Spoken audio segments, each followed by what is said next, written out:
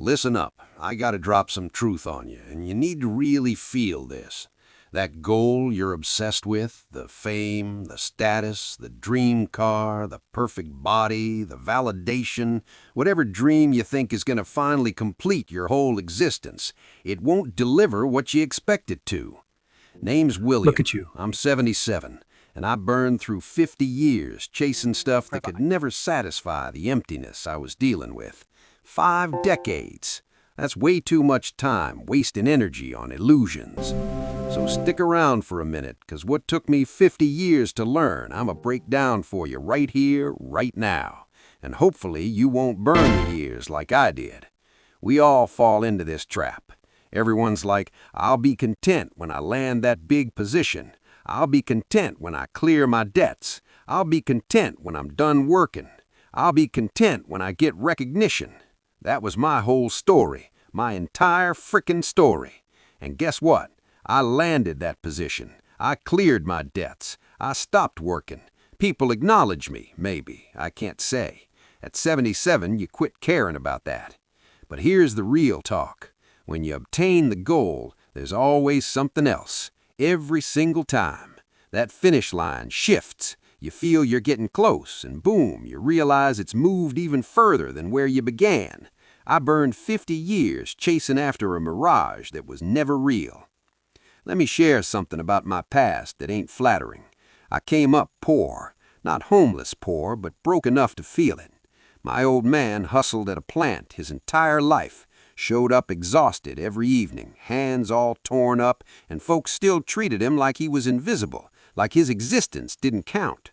I saw that. I was like 10, 11 years old, and I saw how society treated my old man, and something inside me decided that won't be my fate.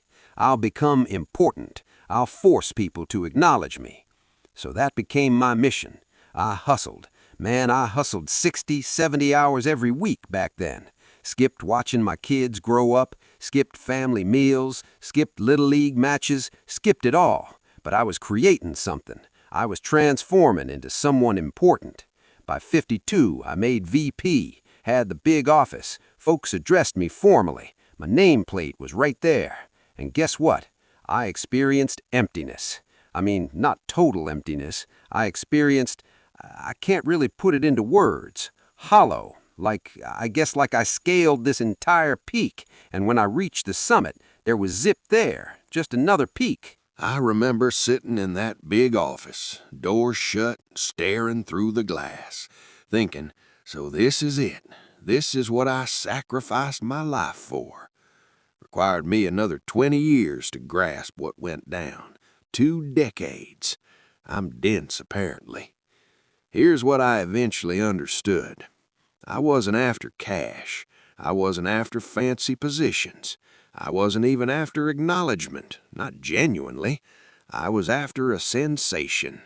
I craved to experience like I was valuable, like my existence had weight, like I was deserving of taking up space. That's what I was truly hunting. And I believed if I just accomplished more, if I just rose higher up, I'd eventually experience it. But you can't obtain that sensation from career success. You can't obtain it from your income. You can't obtain it from folks showing you respect. That sensation, the sensation of being valuable, I could have granted that to myself all along. I didn't require validation from others. I didn't require to prove it. I just had to choose that I had worth, that my life mattered, that I was valuable exactly how I existed. I could have chosen that at 25. I chose it at 73. That's 48 years I threw away attempting to earn what I already possessed. Identical pattern played out in my relationship. Different circumstances, identical error. I believed if I gave enough material things, if I bought my spouse the dream house, nice rides, fancy stuff, she'd be fulfilled. We'd be fulfilled.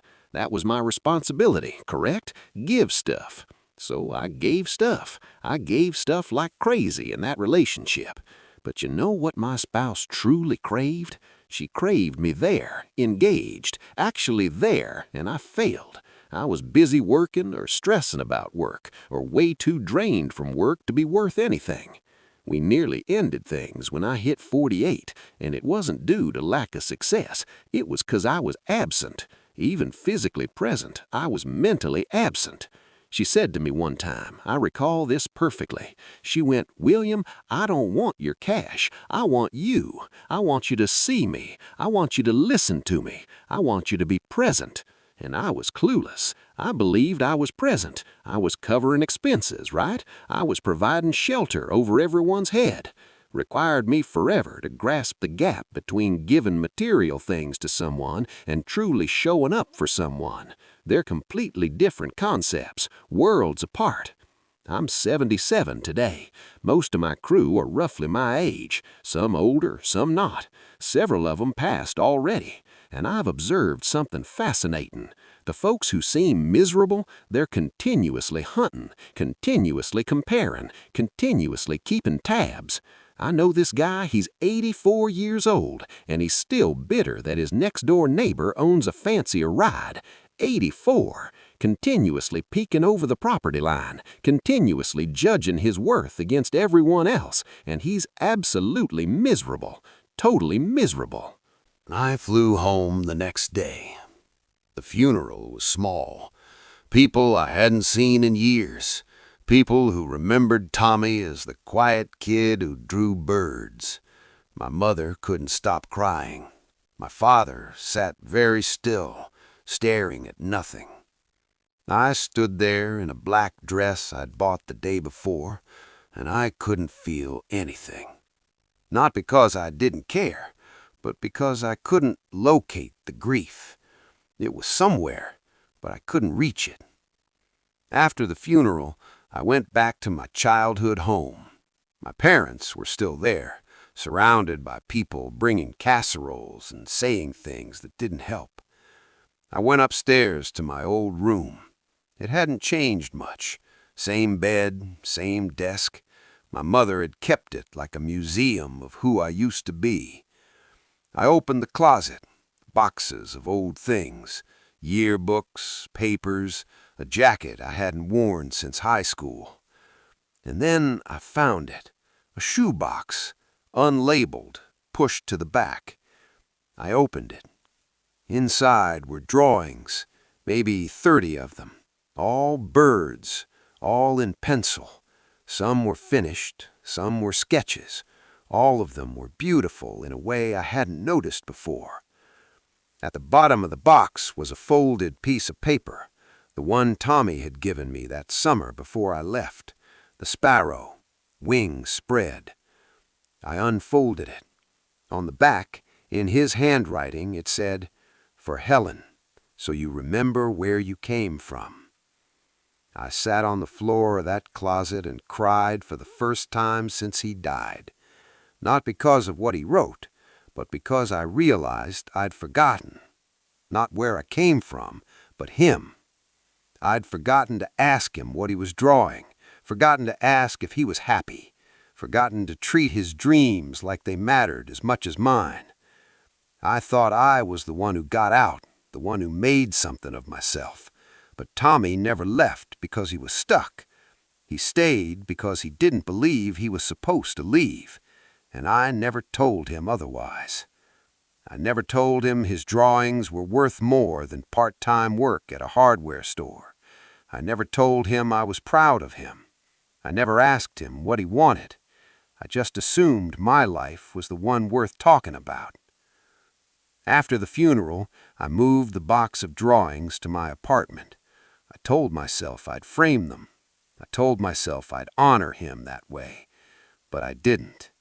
I put the box in a closet, and I left it there for years. I got married, had a daughter, built a career I was proud of. My life kept moving forward the way lives do. But every now and then, I'd think about that box, and I'd feel something I couldn't name. It wasn't just grief. It was something heavier. Guilt, maybe, but not exactly. It was the feeling of holding something that was never meant to stay with me. I know this other person. She's 79 and constantly discusses what ain't in her life. Her joints ache, her children don't reach out enough, her retirement check ain't sufficient. Everything becomes negativity. Everything becomes an issue. She's existed unhappy as long as I've been around her, and she'll exist unhappy right till her final breath, 'cause she's continuously hoping for external circumstances to shift so she can feel all right. But then I know these other folks, and man, these individuals, I can't explain it fully, but they possess something, this ease, this calm. They're not attempting to prove nothing to nobody. They're not keeping tabs. They're simply existing, aware, interested in life, appreciating whatever's happening around them. My buddy Earl, he's 86, and this cat is literally the most joyful human I know. He ain't got much. Tiny apartment, set income, physical condition ain't solid, but he rises every single day thankful. He's constantly discovering something fresh, checking out something, wondering about random topics. He mentioned to me one day, he goes, "William, I burned 60 years attempting to be important. Now I'm simply attempting to exist present, and it's way superior."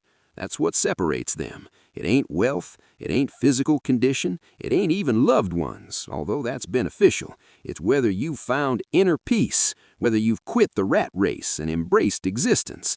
You curious what true liberation feels like? I'll break down what it feels like. It ain't possessing tons of wealth. I know wealthy folks who are stuck in mental prisons, stressing about every little thing, can't appreciate nothing. True liberation is when stuff that used to mess with you doesn't mess with you no more. When somebody drops something harsh and it bounces off you like nothing. When you're not constantly needing universal approval. When you can face the mirror, spot a 77-year-old person staring back at you, and go, "Yeah, that's who I am and I'm cool with that." Real freedom is not dependent on external factors to feel right internally. And my friend, that requires most folks their entire existence to understand. Some folks never understand it at all. They pass away continuously hunting, continuously hoping, continuously believing fulfillment is just ahead somewhere. I've been thinking about this more lately. Maybe because time feels different now. Or maybe because I'm finally tired of carrying it. I grew up in a small town in Ohio, the kind of place where everyone knew your family before they knew you.